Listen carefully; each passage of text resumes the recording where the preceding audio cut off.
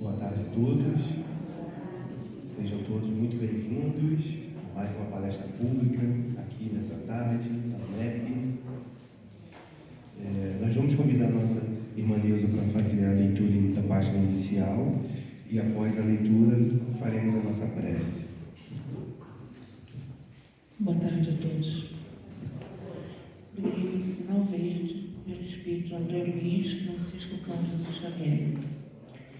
Na via pública, a rua é um departamento importante de escola para o mundo, onde cada criatura pode ensinar e aprender. Encontrando amigos ou simples conhecidos, tome a iniciativa da saudação, usando cordialidade e carinho sem excesso. Caminhe em seu passo natural, ou dentro da movimentação se faça precisa, como se deve igualmente viver, sem atropelar os outros. Se você está num coletivo, acomode-se de maneira a não incomodar os vizinhos. Se você está de carro, com mais inquietação ou mais pressa, atenda às leis do trânsito e aos princípios do respeito ao próximo, imunizando-se contra mais suscetíveis de lhe amargurarem o longo tempo. Recebendo as saudações de alguém, responda com espontaneidade e cortesia. Não detenha companheiros na vida pública, absorvendo-lhes tempo e atenção com assuntos adiáveis para o momento oportuno. Ante a abordagem desta ou daquela pessoa, pratique a bondade e a gentileza, conquanto a pressa frequentemente esteja em suas cogitações. Em meio às maiores exigências de serviço, é possível falar com serenidade e compreensão, ainda mesmo por um simples minuto. Rogando um favor, faça isso de modo digno, evitando assovios, brincadeiras de mau gosto ou frases desrespeitosas, na certeza de que os outros estimam ser tratados com o acatamento que reclamamos para nós. Você não precisa dedicar-se a conversação inconveniente, mas se alguém desenvolve assunto indesejável, é possível escutar com tolerância e bondade, sem ferir o interlocutor. Pessoa alguma, em sã consciência, tem a obrigação de compartilhar perturbações ou conflitos de rua. Perante alguém que surge enfermo ou acidentado, coloquemo-nos em pensamento no lugar difícil desse alguém e providenciemos o socorro possível.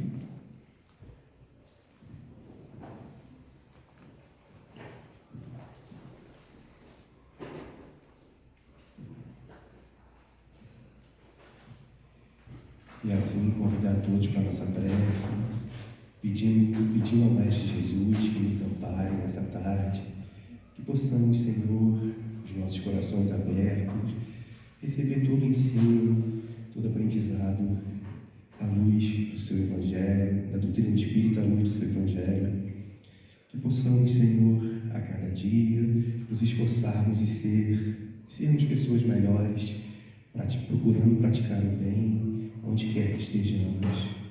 Pedimos, Senhor, que envolva a nossa amiga Bernadette, que vai fazer a palestra dessa tarde, e pedimos que fique conosco sempre, que assim seja. Passa a palavra para a Bernadette, que vai falar sobre os mecanismos da justiça divina.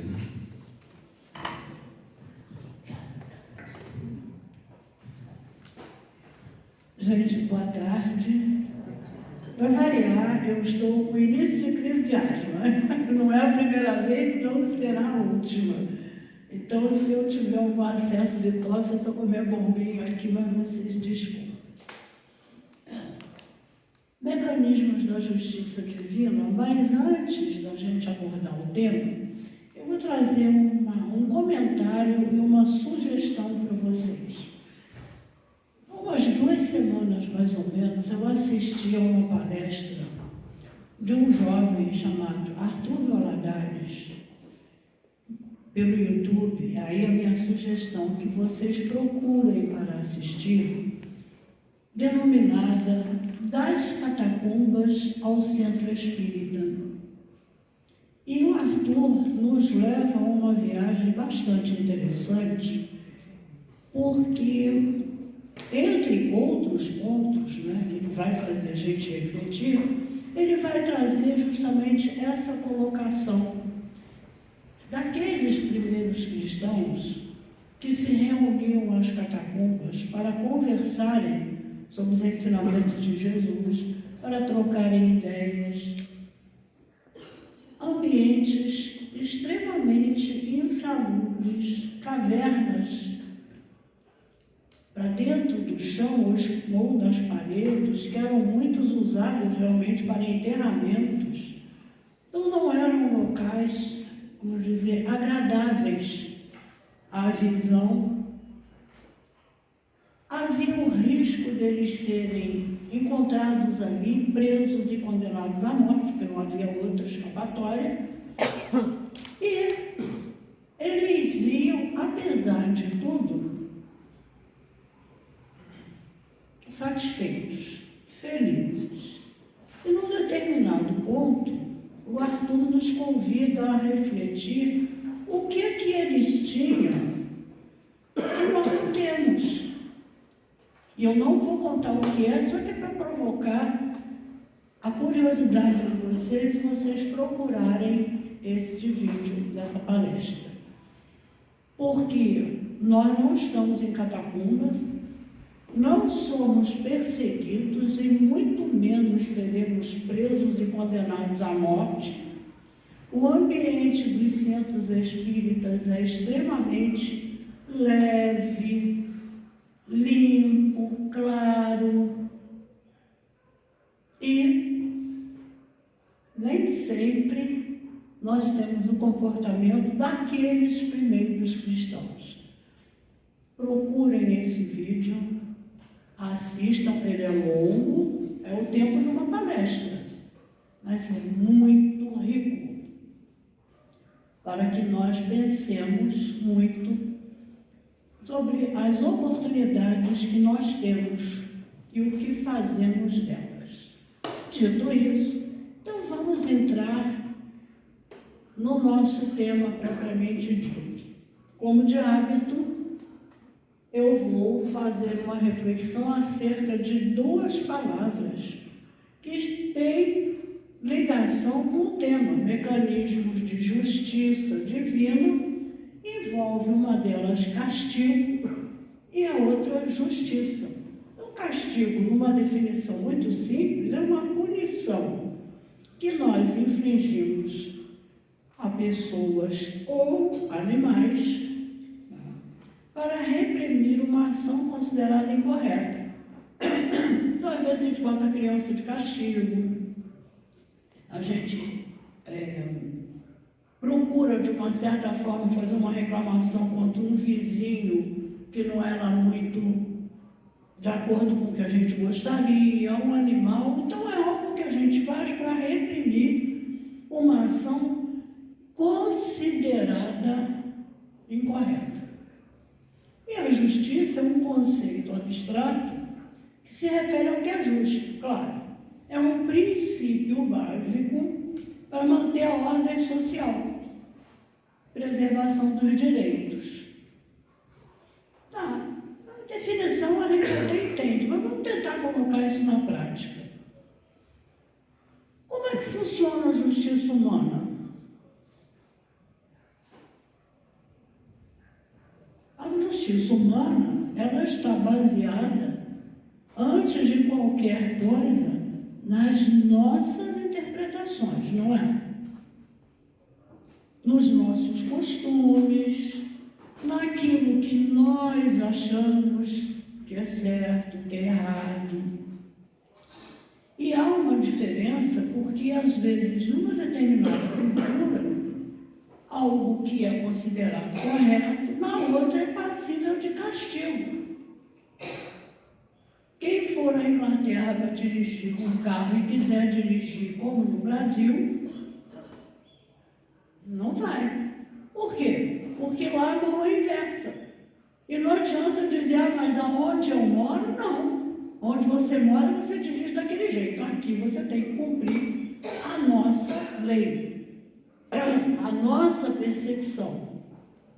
Então a gente já consegue ver que a questão da justiça ela é muito variável. Agora, qual é o tema? Mecanismos da justiça divina, não é da justiça humana. Como é que funciona a questão da justiça divina? Obrigada, Leandro. Como é que funciona a questão da justiça divina? Será que ela se baseia nos mesmos princípios nossos? Não. A justiça divina, ela é única, perfeita, justa e universal. O que é certo para o nosso planeta é certo para qualquer outro orbe. Aí a coisa muda de figura, porque a gente está falando de conceitos muito mais, vamos dizer, abrangentes e ao mesmo tempo muito mais firmes. Não há aqui em Saturno, não. O que é certo aqui vai ser certo em Saturno, vai ser certo em Andrômeda, vai ser certo em qualquer lugar. Porque é o conceito de justiça divina, que não é a nossa. A nossa justiça não varia. Como eu disse também das nossas culturas. Até algum tempo atrás, não tão longe, nós tivemos o hábito da escravidão, que era permitido por lei. Ninguém ia preso por ter escravos. O escravo ia preso se ele não fizesse o que o dono, que não era patrão, era o dono, mandasse. Ele ia preso. Além de escravo, ele ainda ia preso. Agora, ninguém ia preso por ter escravos. É um costume. Então, a nossa justiça, ela varia muito de acordo com isso. Lembrando que a gente vai falar sobre o mecanismo de ajuste da justiça divina, não é a nossa. Então, seguindo, vamos ver aonde nós podemos encontrar orientações para a gente construir uma colcha de retalhos que vai nos levar à reflexão daquele tema. Primeira coisa que nós temos que pensar é quem trouxe noções corretas para nós. E o nosso pensamento vai logo para Jesus. Né? Não, a gente, para tentar compreender o que é certo e errado, não tem que ouvir A, B ou C. A gente vai direto lá na fonte. E eu peguei trechos de 2 evangelistas, Mateus e Lucas. Hoje não dá para ficar sem microfone, porque eu não posso levantar muito a voz. Mateus e Lucas. Como vocês já devem saber, no Novo Testamento ele consta de 4 evangelhos, que são chamados os evangelhos canônicos. Por que tem esse nome de canônicos? São aqueles que são reconhecidos pela Igreja. Então, são 4 evangelhos canônicos: Mateus, Marcos, Lucas e João. Dentre esses 4, 3 são evangelhos sinóticos. O que são evangelhos sinóticos? São evangelhos que têm muita semelhança entre si e que relatam mais ou menos os mesmos fatos ocorridos na vida de Jesus enquanto estava aqui. Então, são 3 evangelhos sinóticos: Mateus, Marcos e Lucas. O evangelho de João não faz parte desse grupo. Por quê? Porque João tem, vamos dizer, um estilo pode usar essa palavra, completamente diferente dos outros três.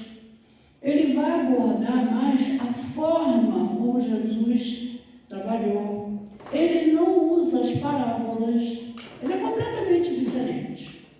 Ele é um evangelho mais, vamos dizer, não posso dizer elevado, que os outros também não, mas um evangelho mais sutil, para que a gente observe a posição espiritual de Jesus. Os outros relatam mais os fatos da vida dele aqui. E existem os evangelhos apócrifos que não são reconhecidos, e a gente não vai entrar nisso, que não é o objetivo. Mas não são reconhecidos porque existem dúvidas sobre quem escreveu, sobre o estilo, se o fato existiu. Mas então, são 4 canônicos, sendo 3 sinóticos. Desses 3 evangelistas, eu peguei texto de Mateus e de Lucas. No primeiro, a gente vai ver Mateus retratando uma fala de Jesus. Eu vos digo, isso está no Evangelho de Mateus, capítulo 12, versículos 36 e 37. Versículo 36. Eu vos digo que de toda palavra sem fundamento que os homens disserem, darão contas no dia do julgamento. E o versículo 37. Pois por tuas palavras serás justificado, e por tuas palavras serás condenado. Nós vamos ler os 3, eu vou fazer um comentário breve sobre os 3. Aí já Lucas vai dizer, no capítulo 12, também por coincidência, felizes os servos que o Senhor, à sua chegada, encontrar vigilantes. Em verdade, vos digo, ele se cingirá e os porá à mesa, e passando de um a outro, os servirá. Lucas diz isso no capítulo 12, versículo 37. E mais abaixo, no mesmo capítulo 12, Lucas vai dizer, aquele servo que conheceu a vontade do seu Senhor, mas não se preparou, será açoitado muitas vezes. Todavia, aquele que não a conheceu, não conheceu a palavra, a vontade do Senhor, será açoitado poucas vezes. Aquele a que muito se deu, muito será pedido. Essa fala de Jesus é conhecidíssima. Mas, no primeiro trecho, nós vemos que Jesus afirmou que, pelas nossas palavras, no caso aí, a gente não pode se prender ao pé da letra. Não é apenas pelo que nós falamos, é pelo que nós pensamos, pelo que nós fazemos e também pelo que nós falamos. Nós seremos avaliados. Se temos palavras boas, a avaliação é positiva. Se temos palavras ou ações ou pensamentos que prejudicam, nós seremos condenados. A linguagem de Jesus era para aquela época. A gente tem que trazer um pouco mais para cá, atualizando a forma, mas não o conteúdo. No segundo, já Lucas vai dizer que os servos, Jesus usava muito essa figura de servos e senhor, se referindo, quem são os servos? São empregados? Não, os servos somos nós, a humanidade. E o Senhor, ele se referia a Deus. Então, aquele Senhor que chegar e encontrar o servo vigilante, o que é um vigilante? É estar acordado, prestando atenção? Não, é um servo atento aos seus ensinamentos. Nesse caso, o Senhor vai cingir, se arrumar, se embelezar e vai colocá-los à mesa e vai servir. Isso tudo é uma linguagem figurada. Ele quis dizer o quê? nós estaremos em comunhão de pensamentos e de ações com a vontade do Senhor. Estaremos agindo de acordo com aquilo que Ele esperava de nós. Por isso o termo vigilantes. E no terceiro, aí ele vai dar outro, Jesus vai dar outro alerta. Aquele que conhece a vontade do Senhor, quer dizer, aquele que age, sabe como se deve comportar, mas não faz. É o rebelde. Ele vai ser açoitado muitas vezes. Meu Deus, Deus vai descer para passar o chicote? Não, gente. Vamos trazer isso depois para a visão espírita. Mas é a ideia do mecanismo da justiça. Está claro aí? Será açoitado muitas vezes, vai sofrer. Vai sofrer. E depois a gente vai ver o que é um sofrimento para nós espíritos. E aquele que não conhece, ele vai ser açoitado menos. Poxa, mas então não tem jeito, vai apanhar de qualquer maneira. Se conhece, vai apanhar muito. Se não conhece, também vai apanhar. Não é bem por aí. Por quê? Tem uma pergunta do Livro dos Espíritos que diz o seguinte. Kardec faz essa pergunta: aonde está escrita a lei de Deus? Aí a resposta ele diz assim: está no livro. Você é essa a resposta? Não. Está onde? Na consciência. Então, se a lei de Deus está na consciência, e se Deus é justo, a lei dele está na consciência de todos. Agora, alguns, pela situação onde vivem, pelos meios culturais, não tem muito acesso a isso.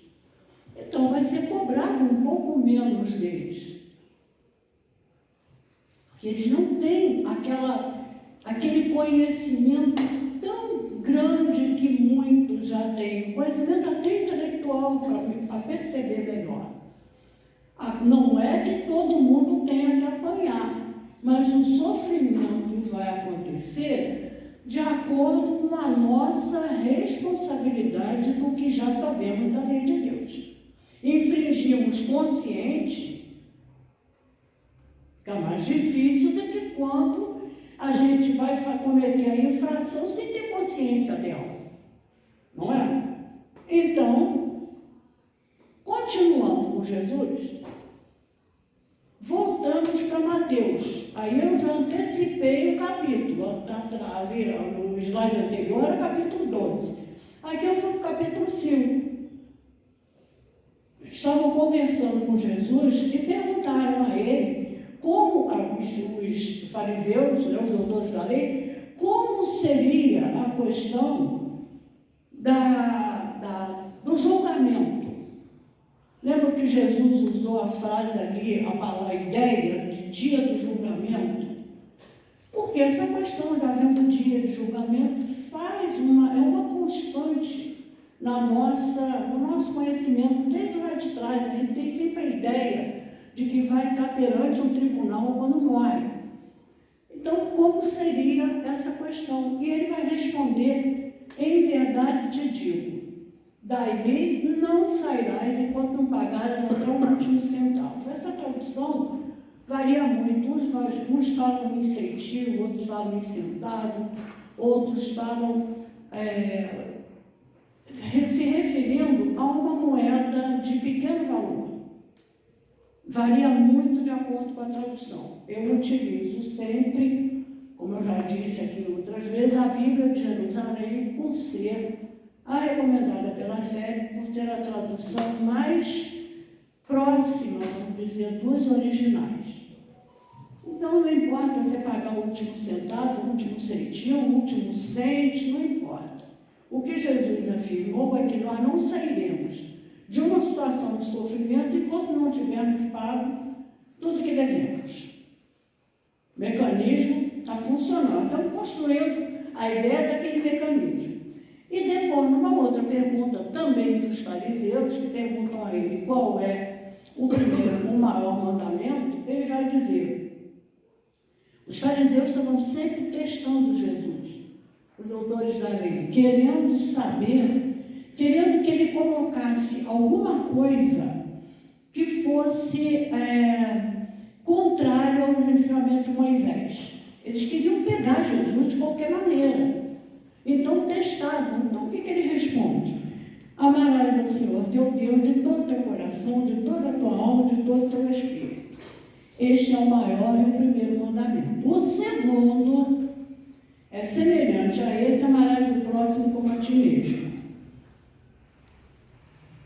Será que Jesus, quando disse esses dois mandamentos, de amar o próximo como a ti mesmo, ele já não estava mostrando uma regra de bem viver para diminuir os nossos débitos? Porque se eu amo o meu próximo, não é o meu próximo meu parente, não é meu próximo meu amigo, porque isso, de uma certa forma, é mais fácil. É o próximo, não importa quem seja o próximo.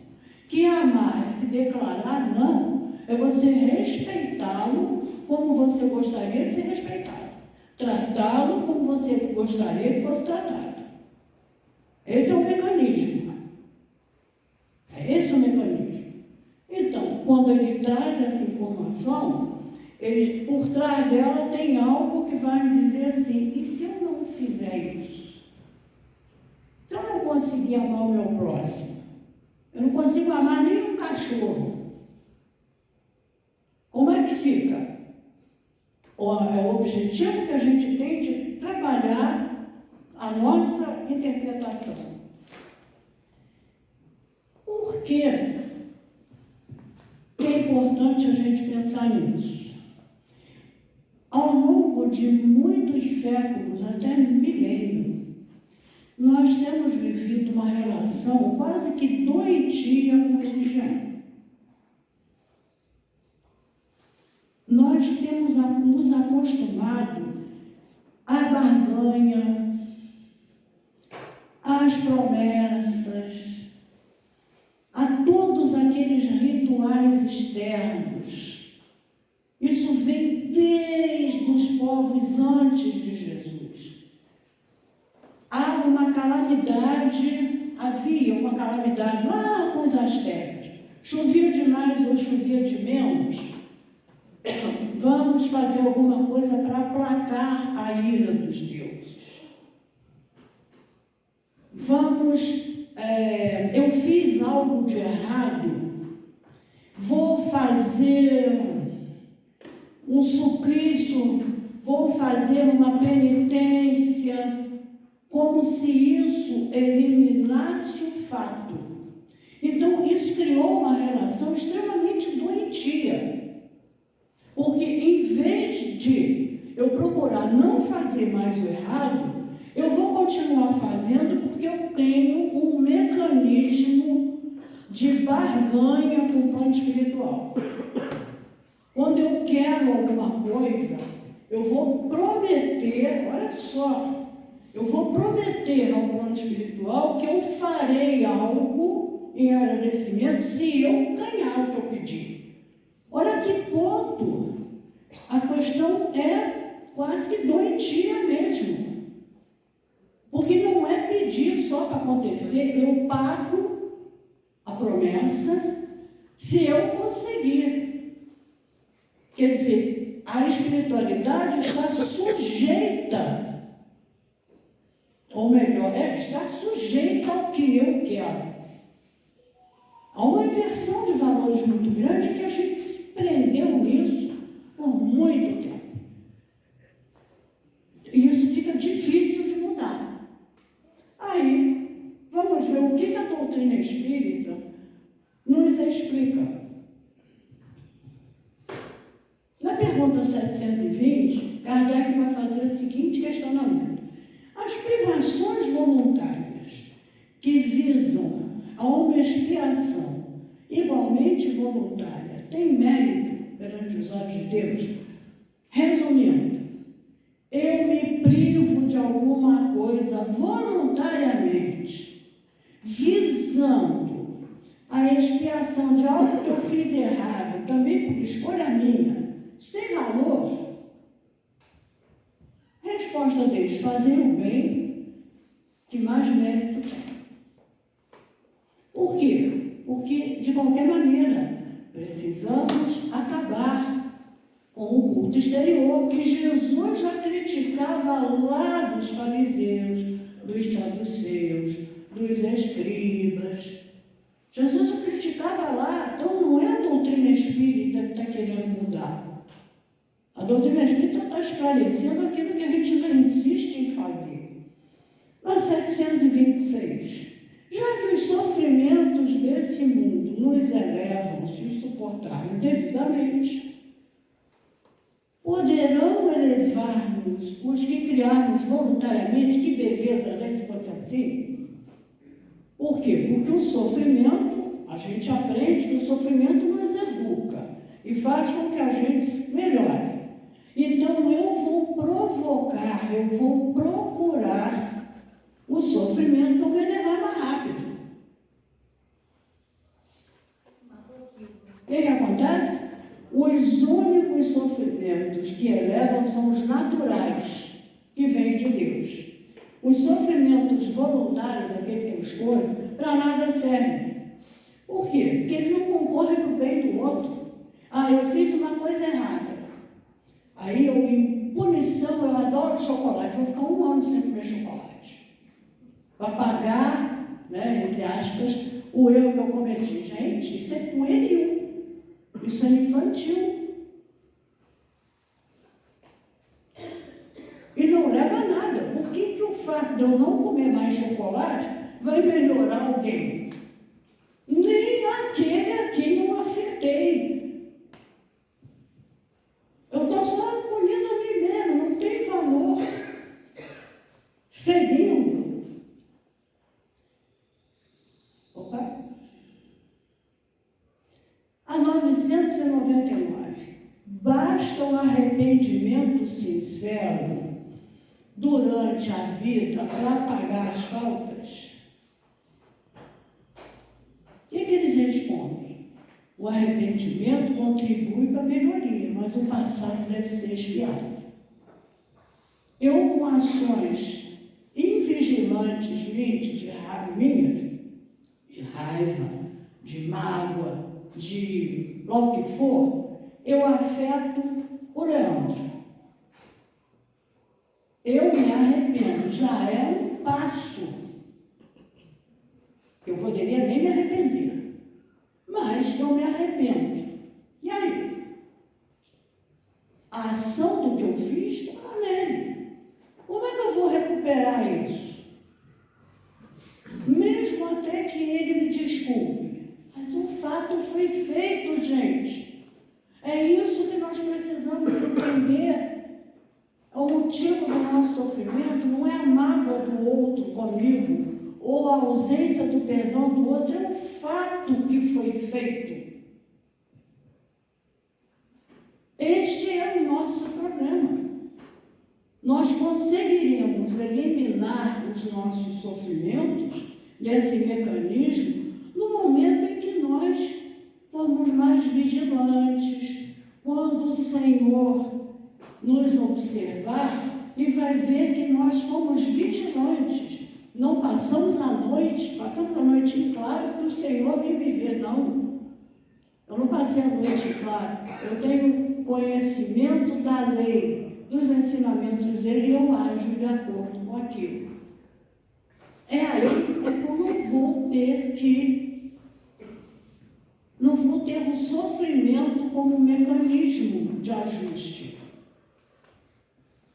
E nem o Leandro vai ter que, para me punir, agir comigo da mesma forma. Que a espiritualidade não se utiliza da mão do outro para corrigir. Isso é claro. Senão fica uma gangorra. Eu agredo o Leandro me agride. Depois eu agredo dele 2 vezes, porque eu já tinha aquele ranço e ainda fiquei com raiva de ter Aí ele vai ficar com mais raiva de mim, vai aumentar o impacto. Ninguém anda. Na mil, poderemos nesta vida resgatar as faltas? Sim, reparando-nas, mas não creiar em resgatá-las por meio de privações pueris, como eu comentei da guarda do chocolate, e nem mediante doações póstumas, quando nada mais precisais. Eu sou causadora de uma infelicidade de uma família. Aquela família, por escolha minha, consciente, eu lesei o patrimônio, eles perderam tudo. Aí, quando eu estou prestes a morrer, eu deixo um testamento lá para eles. Eu estou me privando daquilo que eu vou morrer mesmo, não vou usar mais. Não tem valor não, gente. Não tem valor. É a resposta deles. Se vocês não concordam, tem que questionar os espíritos que responderam. Porque ver doações póstumas de que eu não preciso. Eu sei que vou morrer, então vou deixar para alguém que eu infelicitei algo. Mas é necessário que eu haja de acordo com que eu busque a correção do erro, não é pagando, não é dando dinheiro. A codificação espírita tem um livro que eu sempre consigo dar um jeito de colocar nas minhas conversas, que é o Céu e o Inferno. É o 4º livro da codificação e ele vai fazer, em 1º de agosto desse ano, vai fazer 160 anos. Ele foi publicado em 1º de agosto de 1865. Inclusive, nós teremos aqui 2 palestras comemorativas dos 160 anos, com pessoas de fora, uma numa quarta-feira e a outra num sábado. Então, esse livro, ele vai trazer informações muito precisas sobre esse caminho que a gente está trilhando. É no capítulo 7 do Céu e Inferno, que se chama o Código Penal da Vida Futura. E ele tem 33 artigos, é um código. Tem 33 artigos. Eu peguei aqui uns 10, uma meia dúzia de 10, porque não há como falar de todos. E vamos ler aqui rápido, só para a gente, eles são muito explicativos. Vamos lá. A alma ou o espírito sofre na vida espiritual as consequências das imperfeições que ele não se libertou da vida corpórea. O que Jesus disse lá? Não saireis do sofrimento enquanto não houveres pago até o último centavo. A doutrina espírita, ela resgata os ensinamentos de Jesus com vamos dizer, uma fala mais moderna, mais atual, mas é a mesma coisa. Não há uma única imperfeição da alma que não acarrete consequências funestas e inevitáveis, como não há uma só qualidade que não seja fonte de gozo. Fez o bem, é ótimo, aquilo é computado. Errou, também é computado. Nesse mecanismo aí. O futuro é aberto a todas as criaturas. Por quê? Porque Deus, que a gente falou lá no início, ele é justo, ele é perfeito. Então, ele não condena. Deus não condena. Deus ama. E por amar, ele quer o quê? Que todos evoluam. Todos.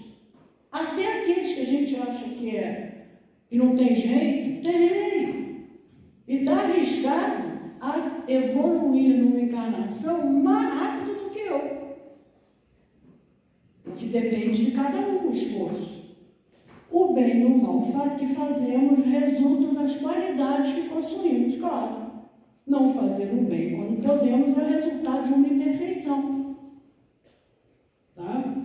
Sendo infinita a justiça de Deus, também já falamos lá no início, o bem e o mal são rigorosamente considerados, não havendo uma só ação, um só pensamento mal que não tenha consequências fatais.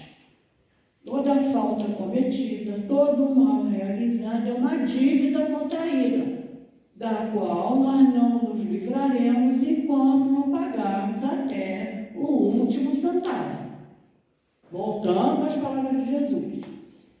Só que você pode, se não foi na própria existência, que muitas das vezes as nossas ações têm uma resposta dentro da mesma existência. Mas se não for, vai ser na próxima, ou na seguinte, até que tenhamos quitado.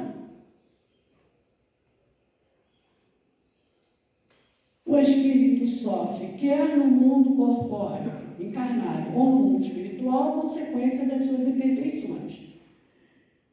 Pela natureza dos sofrimentos, pode-se julgar a natureza das faltas. Não é que nós tenhamos que ser olheiros da vida do outro. Eu vou me preocupar em saber por que a Isaura está sofrendo. E ela deve ter aprontado. Isaura é a história dela. Eu tenho que olhar por que eu estou sofrendo. Devo ter aprontado a vida do outro, mas é muito mais interessante para a gente, o tricô, né? A gente se preocupar com o que o outro fez. E olha lá, deve ter aprontado, meu Deus do céu. E não olho para mim. Como o espírito tem sempre o livre-arbítrio, seu progresso por vezes é lento, claro. E tenaz a sua obstinação no mal. Esse estado pode persistir anos ou séculos. Por quê? Que Deus é mau? Não, sou eu que não quero andar. Eu insisto no endurecimento. Adiar a felicidade. Eu insisto em continuar fazendo errado. Sejam quais forem a inferioridade e a perversidade, Deus jamais os abandona. Por quê? Porque foi o que eu disse, Deus não castiga, Deus ama, Ele quer que a gente ande. Então, para isso, o que Ele faz? Ele coloca junto de cada um de nós um serzinho que vira e mexe, a gente esquece de falar, que é o anjo da guarda, que tem por função nos amparar, nos orientar. Mas nem sempre a gente ouve as boas influências dele. Ou se ouve, ignora. Cada criatura é responsável pelas suas próprias faltas. Ninguém sofre por erros alheios, a não ser que tenha gerado. Se eu induzir uma pessoa ao erro, não, mas ao dela, ela errou porque quis. Não, mas fui eu que fui ali, que incentivei no erro. Nesse caso, eu tenho a responsabilidade. Eu tenho. Por quê? Porque se eu não tivesse insistido em empurrar a ladeira abaixo, ele não teria descido a ladeira. Ora. Então eu não tenho responsabilidade? Tenho. Agora, se ele, coitado, foi invigilante e desceu a ladeira por conta própria, qual é a minha função? Ensinamento de Jesus, amá-lo da mesma maneira e tentar ajudá-lo. E não empurrar mais, porque não tem jeito, tem que cair mesmo. Tomara que fique no chão. É o nosso hábito de julgar os outros. Esse eu gosto muito, o 29º. Certamente, a misericórdia de Deus é infinita, mas não é cega. Eu acho esse artigo fantástico. O culpado que ele perdoou não fica dispensado de reparar a falta. É necessário fazer o bem em substituição ao mal que fizemos. Ele nos ama, mas ele não vai por um toque de mágica, um sininho, ou porque eu fiz uma promessa, ou porque eu me autoflagelei, botei um silício na perna, por debaixo da roupa, estou sangrando. Não, eu tenho que refazer o erro, fazendo o certo. Não há condição de escapar disso, gente. Por serem temporárias e subordinadas à reparação e ao arrependimento, as penas constituem ao mesmo tempo castigo e remédio, que auxiliam. Por quê? Porque é através do sofrimento que o mecanismo da justiça vai funcionar. Eu vou acelerar aqui, porque tem um caso aqui que é muito interessante. No livro Ação e Reação, no capítulo 18, é o capítulo que trata de resgates coletivos, tem um caso muito interessante de Ascânio e Lucas. Eu até trouxe o livro, que era para ler um trecho, mas eu fiquei preocupada com o horário. O que aconteceu? Hilário e André estavam no plano espiritual, claro, aprendendo, e neste livro, o mentor espiritual estava acompanhando eles, é o Druso. E eles tinham sido chamados, os dois, para ajudarem numa situação de um resgate coletivo de um acidente, em que alguns iam ser socorridos, isso, mas não importa, que a gente não tem que falar do livro. Mas aí o André pergunta ao Druso se ele sabia, se ele tinha participado de algum caso em que a morte fosse a única solução para os envolvidos. Estão conseguindo perceber a pergunta? Num acidente, se a morte para aqueles que estavam naquela situação era necessária. E o Druso vai dizer que sim. E ele relata a história do Ascânio e do Lucas. Por quê? Os dois, o Druso vai dizer, quando os conheceu no plano espiritual, eles já estavam há muitos lustros de anos, de tempos, cada lustro são 5 anos. Eles já estavam há vários lustros trabalhando no bem. Eram espíritos altamente evoluídos. E desejosos de trabalharem em mais, vamos dizer, em outras tarefas, eles vão pedir aos responsáveis pelo trabalho onde eles estavam se eles podiam ascender. Eles podiam ter tarefas mais, vamos dizer assim, mais importantes. E o requerimento é indeferido, sempre usando a linguagem da Terra. O pedido é negado. E eles insistem. E dizem que não. Até que eles vão diretamente ao responsável e perguntam por que eles não podem, se eles já estavam. O trabalho deles era altamente reconhecido no plano espiritual. E aí Druso diz que eles, no afã de quererem melhorar, eles não tinham nunca pensado no passado deles. E aqueles instrutores mais elevados levam os dois, Ascânio e Lucas, a fazerem uma imersão no passado deles. E o Druso vai dizer, por 400 anos, eles tiveram um trabalho primoroso. Quando chega no século XV, na época de Joana d'Arc, eles falharam. Por quê? Desejosos de, lá, na época, Idade Média, desejosos de serem condecorados, eles eram militares, eles fizeram com que alguns soldados, se não me engano 2, agora eu não lembro exatamente, mas eles fizeram que os soldados caíssem desceu de um precipício. E depois eles foram como que os salvadores da pátria. Os dois morreram, óbvio, mas eles apareceram como salvadores, que o restante da tropa não caísse por ali. Este fato, nós vimos aqui, pesava em todos os 400 anos de ações meritórias que eles tinham feito. Mas estava marcado lá. E o que eles pedem? Eles reconhecem que não tinham capacidade de avançar e que precisavam resgatar aquele fato.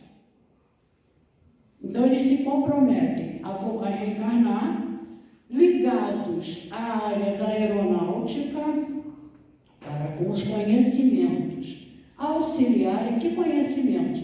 Todo o conhecimento intelectual e moral que eles já tinham adquirido no plano espiritual.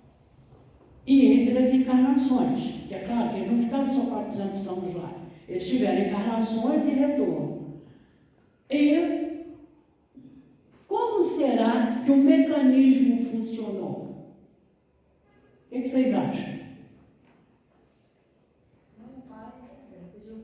Morrerem num acidente de avião. Por quê? O que eles infligiram aos dois. A escolha foi deles. Morrerem de grande altura. E o Druso conta esse relato como sendo um caso de acidente em que a morte, quer dizer, para nós a morte não existe, mas a desencarnação dos envolvidos era um mecanismo de ajuste. Mecanismo de ajuste, gente. Porque foram eles que escolheram, foi posto a eles. Eles escolheram, perceberam que só poderiam avançar pagando o quê? Aquele centavo que eles estavam devendo. Centavo, centil, a linguagem que for. Aquilo pesava para eles. Por mais que eles tivessem evoluído, aquele fato pesava. Opa! Reflexões finais. De tudo isso que nós tiramos, chegamos à conclusão que Deus é mau e Ele castiga todo mundo. É isso? Não. Deus não castiga ninguém. Somos nós que, quando percebemos o erro, queremos consertar. Por isso que a resposta lá, se não corrigir nesta, vai corrigir na seguinte ou nas próximas. Quanto tempo demorou para o Ascânio, né? E para o Lucas? Quanto tempo demorou? Lucas?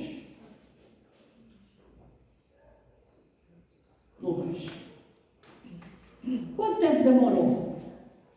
Eles tiveram outras encarnações, mas aquele ponto não foi mexido. Cada um é responsável pelas suas escolhas, não é isso? Também que a gente aprendeu? Cada um torna-se, portanto, responsável pela infelicidade ou pela felicidade. Sou eu que escolho. Eu vou ser vigilante. Lá fala de Jesus. Quando o Senhor, o patrão, chega, eu sou um servo vigilante, quer dizer, eu estou agindo conforme ele mandou, eu estou plantando a minha felicidade. Quando o Senhor chega e encontra, eu não fiz nada do que ele pediu, não vou ter que trabalhar mais para consertar? Responsável pela minha infelicidade. O caminho da perfeição é aberto para todos. Deus não pune ninguém e não invalida para ninguém o caminho do acerto. Jamais nos abandona Deus, e fechando também com uma frase de Jesus, que a cada um segundo suas obras. Eu vou conseguir o que eu plantei. Por isso é necessário, não que a gente venha para a casa espírita para ser paciente, simpático, tolerante aqui dentro. Aqui dentro é fácil. Nem sempre, mas é mais fácil. Não é? É mais fácil dentro da casa espírita. É lá fora. É no dia a dia. É no trânsito. É quando a gente vai fazer uma compra e percebe que estão escamoteando no troco. Por favor, vai dar uma olhadinha. Eu acho que está faltando alguma coisa em troco, não está certo. Não é soltar o verbo lá, louvar a mãe do cidadão. Não leva a nada. São os ensinamentos que o Senhor da vinho, o Senhor da vida, o Senhor da luz, seja lá o título que se dê a ele, espera de nós. Ok? Então, eu sempre costumo, eu tenho como assinatura uma estrada, né? Que sempre a estrada é algo que nos leva a seguir. E eu nunca boto uma estrada na pedra no meio do caminho, né? Porque já bastam as pedras que existem. Mas a estrada é um símbolo da nossa constante caminhada. E é só assim que a gente vai pagar até o último centavo e vai permitir que o Senhor nos encontre vigilantes, fazendo aquilo que Ele espera de nós.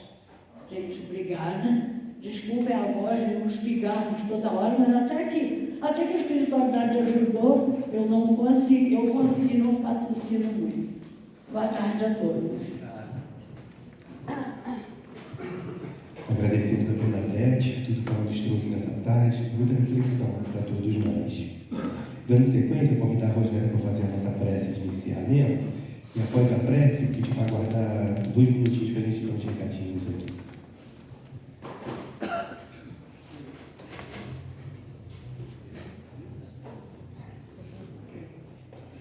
Vamos elevar o nosso pensamento a Deus, nosso Pai, nos colocarmos, Senhor, em postura de agradecimento por podermos estar aqui nessa tarde fria apenas na temperatura externa, mas com os nossos corações aquecidos por essas palavras, aquecidos quando falamos dos atributos de Deus, aquecidos pela justiça, que possamos, Senhor, termos coragem de examinarmos nossa consciência, porque ali está, Senhor, tudo o que nós precisamos. Cada um sabe de si, cada um sabe aquilo que precisa, cada um sabe aquilo que falta e aquilo que sobra. Senhor Jesus, esteja conosco nessa travessia, cada um nas suas dificuldades, atravessando desertos, às vezes tão difíceis. Que possamos, Senhor, lembrar-nos sempre que a nossa felicidade ou a nossa infelicidade depende apenas de nós. Que possamos, Senhor, pautados na justiça divina, seguirmos sempre amparados, sempre com objetivos, que possamos, Senhor, ter sonhos de progresso, que Tu possas, Senhor, estar sempre conosco, que possamos pensar a cada qual segundo suas obras, que possamos ter coragem de examinarmos nossa consciência. O tempo urge que possamos hoje começarmos o grande trabalho, aquele que talvez não tenhamos coragem de modificar ainda, mas que possamos, Senhor, em Ti, nos sentirmos seguros para começar a grande transformação interior. E uma pergunta que poderia calar fundo nas nossas consciências: se é cada um segundo suas obras, qual é a minha obra? O que tenho feito na minha obra? Jesus nos abençoe, abençoe a cada um de nós, que possamos sempre pensarmos com gratidão que desde o reino mineral até hoje contamos com esse caminhar pela Tua justiça. E hoje, adentrando o mundo, o reino nominal, olhamos para o céu e podemos observar e contemplar o universo. Obrigada, Senhor. Fico com